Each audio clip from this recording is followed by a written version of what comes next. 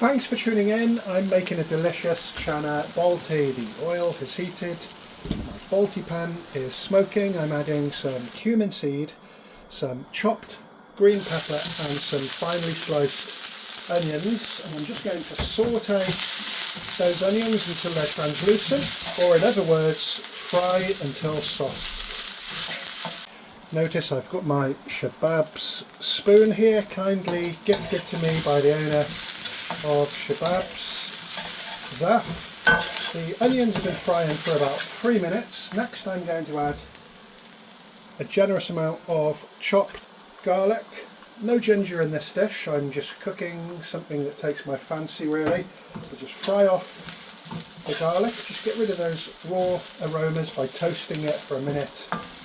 You can smell that the garlic's roasted somewhat. If your pan runs dry, add a little bit more oil. Do you have to cook this in a Balti pan? You don't have to, but it helps. Some green chilli, you get a nice charring, as we're going to see shortly, around the edges of a Balti pan, which gives that maillard effect. Next I'm going to add the spices. I'm using Basar curry powder, or Kashmiri Basar mix powder. You can buy it at Taste of India, link in the description. Turmeric, kasuri methi, chili flakes, and that's going in. Give it a good stir. Just need to roast again those raw aromas from those spices. Add salt to taste as well. I'm going to squeeze 2 portions out of this, so about half a teaspoon.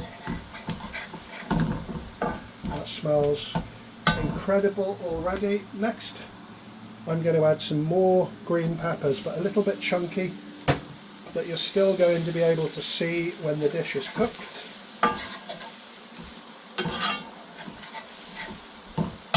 I'm going in with some double concentrated tomato puree. What tomato puree isn't double concentrated? Diluted with enough water to make it palatable or slushy, with about half a teaspoon of tandoori masala.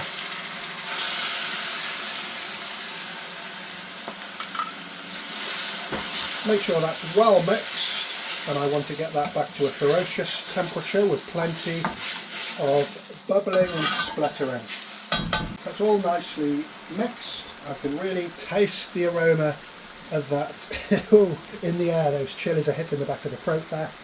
Next, this is about 2 cans of chickpeas. It's one of the larger, smaller cans of chickpeas, so what's it, about 750 gram or something, undrained weight. So you can use 2 tins of chickpeas if you don't have one of the medium large tins. Just going to stir those chickpeas, make sure it's well incorporated with all the ingredients that we've fried off. This is going to be fantastic. I'm going to make something that resembles a tandoori roti for this, so whole wheat, outer flour, chapatis, nice and thick. This is going to be super delicious and so easy. Just as those chickpeas are heating up, oh, by the way, let's just move that back onto the centre of the heat. It's the only recipe really that I use shakidemus, or should I say pliers.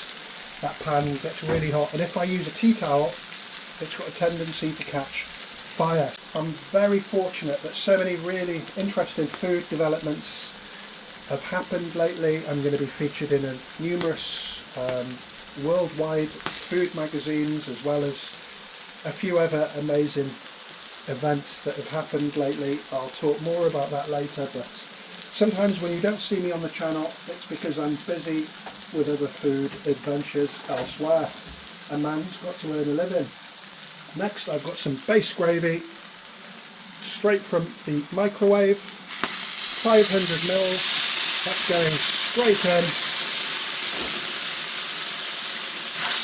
and we're just going to give that a nice stir. Make sure the chickpeas are floating around nicely and nothing sticking to the pan. A good amount of coriander, save some for garnish. I actually want coriander within the sauce for this recipe. And wow, that looks incredible. Smells as good as it looks. maybe even better. So the highest heat right throughout. We're going to come back, we're going to see all that charring around the edges. That's the beauty of using a proper Birmingham Balti bowl. So we're about halfway now. Look, we've got some red oil on the top, it's bubbling throughout, and a few people have been telling me tales that some people on the bigger channels have copied a few of my ideas and maybe my terminology and even actual sentences as well as equipment, but no problem. I sort of started this channel really to cook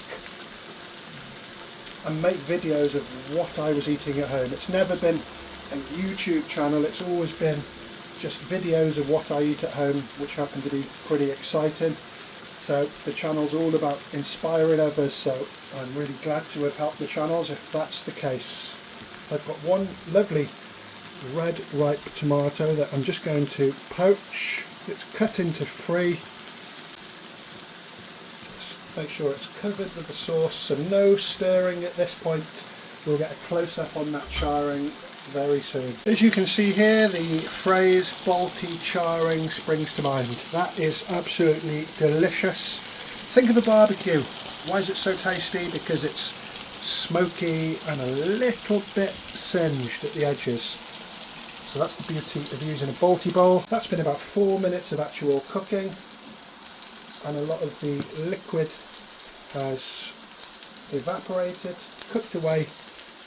Good generous amount of ginger and some coriander, and now we can switch that off, and I'm ready to make my rotis, and I can't wait to get tucked into this. I hope you enjoyed that video as much as I did making this. So the only disadvantage, if you like, to stop you knocking up this curry in under 10 minutes is the base gravy. I'll put a link to my base gravy recipe in the description of the video along with the ingredients as always, and I'll be back really soon with some more exciting food. Thanks for watching.